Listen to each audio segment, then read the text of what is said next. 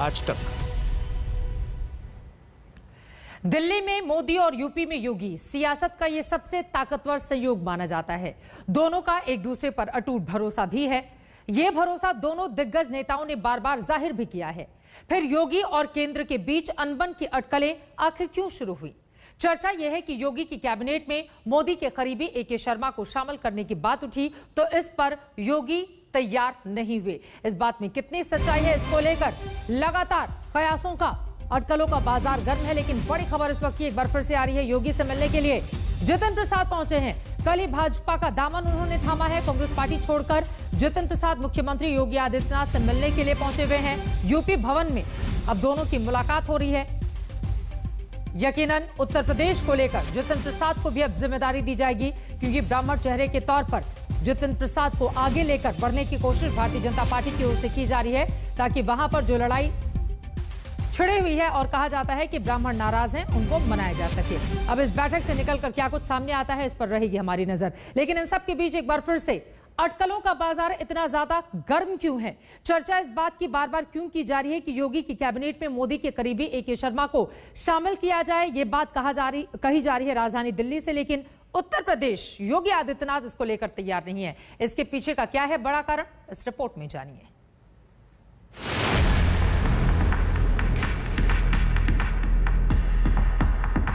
प्रधानमंत्री नरेंद्र मोदी जो योगी आदित्यनाथ की तारीफों के पुल बांधते रहे हैं, योगी आदित्यनाथ खुद प्रधानमंत्री मोदी के मुरीद हैं। तो आखिर ऐसा क्या हुआ जो सियासत की गलियों में शीर्ष स्तर पर अनबन की खबरें गर्म हैं?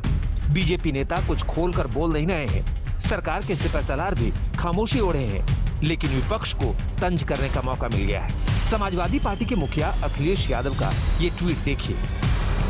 उत्तर प्रदेश का ठहरा रथ भला कैसे हो गतिमान, पहिया धसा है यूपी में पर दिल्ली के हाथ लगा। उदित राज तंज करते हुए अपने ट्वीट में लिखते हैं, 56 इंच को मिला 58 इंच।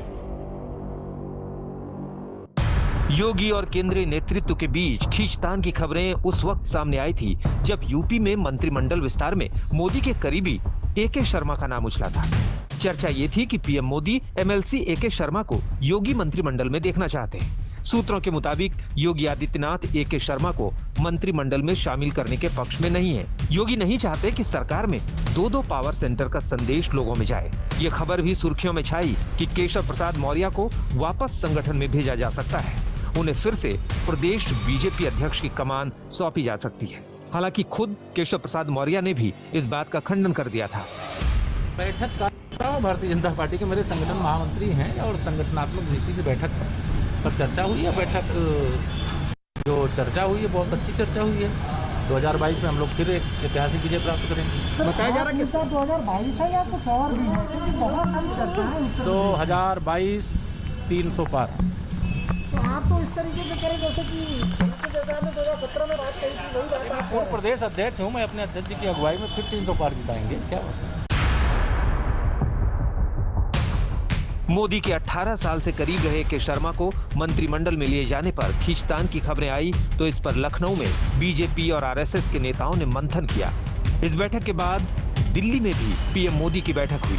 उधर लखनऊ में यूपी बीजेपी प्रभारी राधा मोहन सिंह ने राज्यपाल आनंदीबेन पटेल और विधानसभा अध्यक्ष हृदय नारायण दीक्षित से मुलाकात की। इसके बाद मंत्रिमंडल विस्तार की खबरों ने जोर पकड़ा था। कहते हैं बीजेपी की राजनीति सबको चौंकाती है और आज वही हुआ। मुख्यमंत्री योगी आदित्यनाथ जब अमित शाह से मिलने पहुंचे, उसी वक्त अनुप्रिया पटेल भी अमित शाह से मिलने पहुंची। उत्तर प्रदेश की सियासत को लेकर यह एक बड़ा घटनाक्रम है, क्योंकि बीजेपी अपने इस अलाई को शायद खोना नहीं चाहेगी और जिस तरीके से पिछले कुछ वक्त से अनुप्रिया पटेल और उनके अपना दल एस को लेकर एक नाराजगी दिखाई दे रही थी, कहीं ना कहीं उसे साधने की एक कोशिश भी दिखाई दी है।